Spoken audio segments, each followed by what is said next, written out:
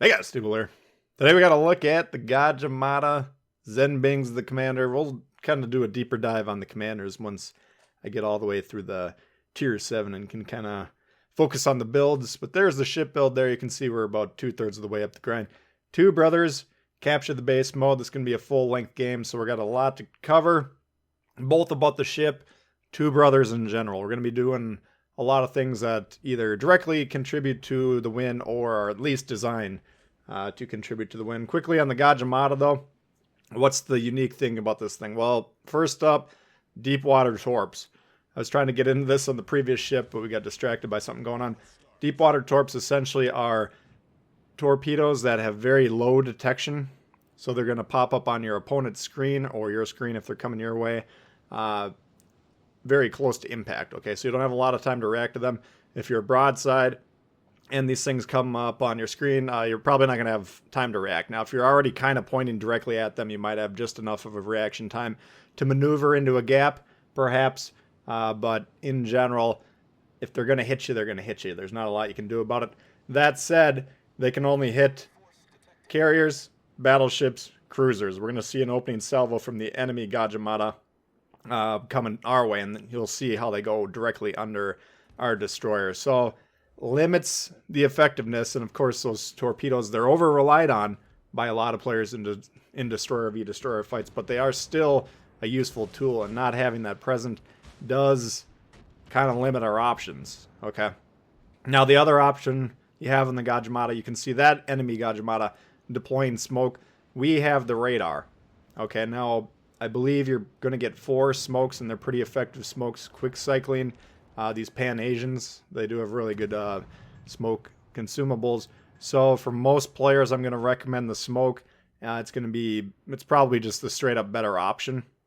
And it's going to be a lot easier for you, because if we give up the smoke, then of course we're removing our innate ability to disengage when we need to, which heightens the difficulty. Okay, but in exchange for that consumable, we can swap out for the radar. Radar is about 7.5 kilometers, I want to say. Short duration. We're only going to be expecting about 15 seconds on that thing, which is basically, I don't know, 4 blasts from our own guns, give or take. So this is going to be more effective of a setup when we're in divisions. We can communicate with people and say, get ready, I'm about to pop the radar. We're going to hit this Gadjah. You can see we're getting some shots on him here. Hopefully the team's going to be shooting at him as well. But, you know, if the team's not really ready to go, and you can see there's the deep water torps coming our way, go right on our ship. You know, he got a fair amount of damage. Looks like he lost about half our health, so that's a pretty good short duration radar there. But a lot of times when we're playing randoms, we're going to just see our teammates continue to kind of avoid shooting those targets that you're radaring. So it's a more of a difficult setup. I'm kind of using it just because variety is the spice of life, and I like playing ships that have different qualities to them. So it's kind of unique destroyer. The only other destroyer we've seen so far is the European Tier 6 Premium Orkan. Okay, so a little bit different feel on that, but those are kind of the things that make the Gadjah Mada unique. So again, if you're trying to figure out how to set this up, I'd probably play it with the smoke, at least until you consider yourself pretty experienced in terms of being a destroyer player. Now, what's going on here? We got 3 cruisers and a destroyer over here at least. Miyoko's low, that's why we're electing to shoot him down. But notice what we're doing here. We're moving to the left, getting behind this island here. And as soon as the Miyoko dies, we drop spot, okay? This is the sequence over here. Up until this point, we were utilizing that smoke that the Gadjah was deploying. Now we're using these islands. We got to be really focused on finding ways to block line of sight. So when we're shooting, we can block that line of sight, smoke, islands, whatever it is, getting out of our max firing range for these ships. These are all tools that we're going to need to utilize, because once we fire these guns, if we got those ships within our white ring and they have a line of sight, they're going to be able to see us for 20 seconds, and that's a big disadvantage. We don't have that smoke to disengage here. So Martel and New Orleans, they're playing it pretty cautiously. We got a glorious setup here, okay? We got a kid and myself here spotting for this Kutuzov, and the Kutuzov's actually found, look at his position on the map, he's found cover behind that island, and I think once he gets there fully, he'll be able to fire without taking fire in exchange. Unfortunately, reading the situation, not going to be seeing him doing a lot of damage, and I think he's not running EOP would be my guess, unless he's just missing pretty much all of the shots. But these Russian light cruisers like that, they got low caliber guns, and I would definitely put EOP on them. That's my read on that situation. We did launch one salvo at that Martel, but realized he was going to back up. Now we have staggered torps. I hate having staggered torps. We're going to see that continue to be a problem for, you know, a good chunk of this match at this point in time. Look at the ships on the map, though, okay? We got two cruisers right at the edge of our firing ring, and New Orleans disengaging, Martel backing up behind the island. I figure, okay, we can take one or two shots here harmlessly, sail away from these guys, get them out of our range, and maybe tempt that Gadjah Mada to get involved, fire his guns, and become spotted here. So you see we're focused on just kind of harassing these guys a little bit, continuing to spot them, hoping this Kutuzov can you know, hit these guys for some damage. But unfortunately, again, the spotting that me and the kid are doing, and it's superfluous. We're both kind of spotting the same targets. It's kind of a waste at this point in time. I'm getting a little anxious and feeling a little impotent over here because not a lot's going on. The Gadjah Mada on the enemy team's not rushing us. Meanwhile, the guys in the east seem to be losing that fight. And two brothers, of course, we always got to be watching the up the gut play. Okay, it's almost every single match in this map. You're going to have someone come up the gut, try to challenge the base. It's not a play that I would recommend in most situations, and we'll see examples of why not here. But we do need to keep an eye on it, okay? I was talking about this on the stream the other day, where I got this built-in kind of, and you can see the red destroyer on the map right there, but I got this built-in kind of, you know, instinct almost that's built up over the last couple of years playing this, to always be close to this base, because you can lose a lot of games on this map just by not properly defending the base. If everyone on your team pushes too far forward and then they send someone up the gut, they can actually flip the base before you got time to turn around and get back to reset them. We did clip him Martel with one torp there. Looks like he's probably going to dodge the second one. Again, we're going to open up with the guns here. We're kind of having a lot of problems on this side, frankly, but we're expecting, you know, he's engaging the Kutuzov or perhaps the kid, but once again, we're getting close to these islands here, and we actually have a battleship coming over to your sport. You can see him directly north of us here, and I think he's going to take a nasty shot here in a moment on the Martel, and then we'll finish him off. But every time we open fire with these guns in the open water situation, you got to realize the inherent risk, okay? You can see how long we've been spotted now, and just now does our detection drop down. But the Kutuzov does finish the Martel off, I think, with the aid of the battleship. Twist and track now points to the mouth of the river, and look at this clue that we're noticing here. Torps coming from the north. Okay, and what nation destroyer do you think that's going to be? What ship do you think that's going to be? Of course, it's going to be Yudachi. Went all the way around the edge of the map, got behind our base, and now he's trying to torp us. Standard Japanese destroyer play. We'll shut that down in due time. But Hipper, very, very dangerous, and look at the distance, 5.5, 5.4. He's basically within a sonar range here, and there we go. We're detected. This is a major problem. We only have the one torp loaded, and there's the Maz off in the distance. But this is when we would love to have our stacked torps, because, of course, we want to torp this island here. I'm thinking he's either going to slam the brakes there, try and stay in the mouth beyond the base, but kind of protect himself, or he's going to gun it out here and try and chase me down.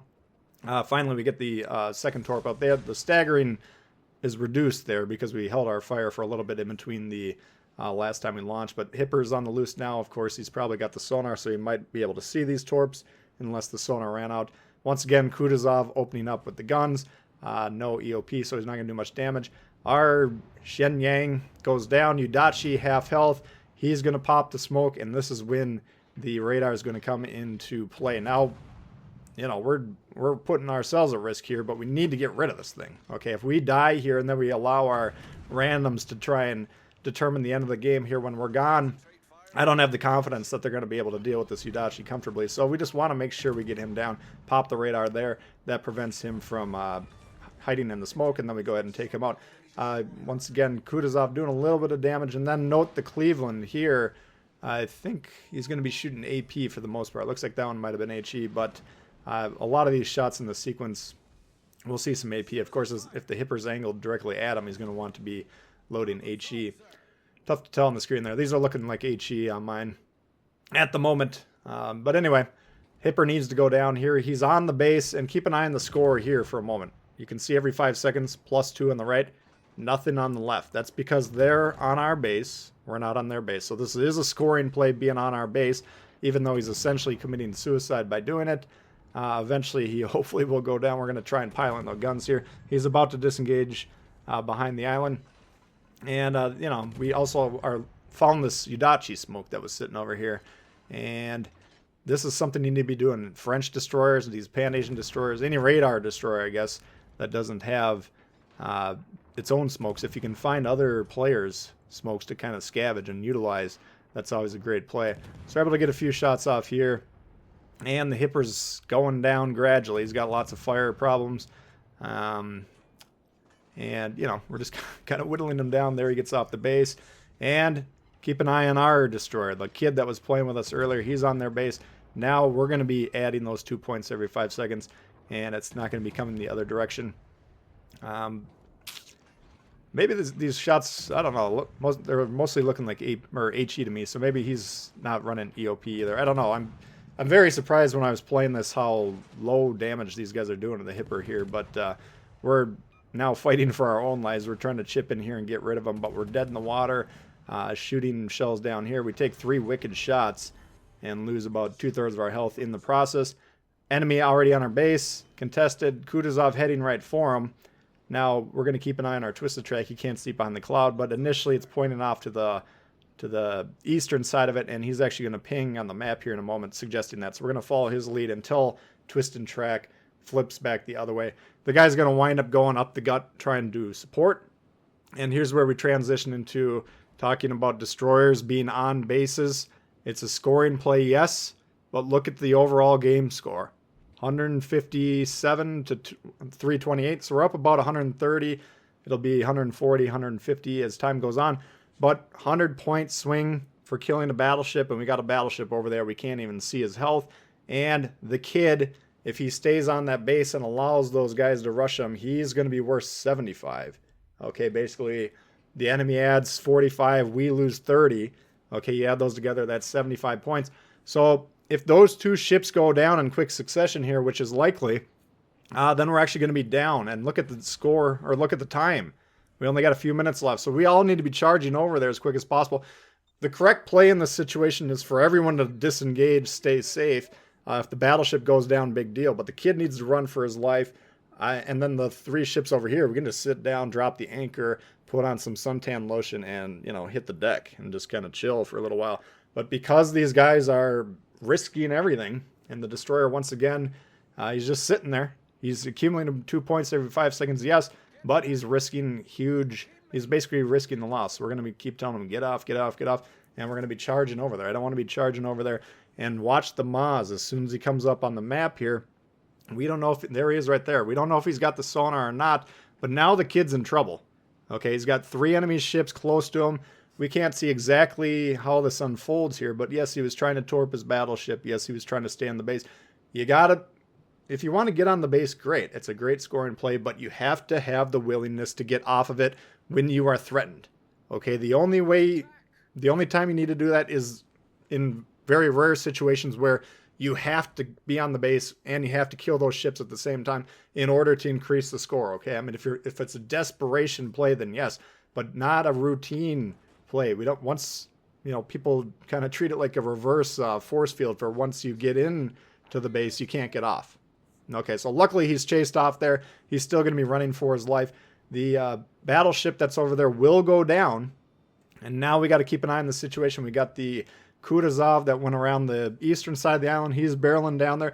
I got to be careful about my own self, especially rolling into a New Orleans here. We're going to take a shot because he's about to go to the right and disengage, but I'm worried. Does he slam on the brakes back up here and then blast me out of the water? This is all very, very high risk, and it's just basically because if that kid would have just flown off into the sunset, sailed off into the sunset, the game would have been over a long time ago. So a lot of risky plays that are kind of being forced here, at least from my perspective.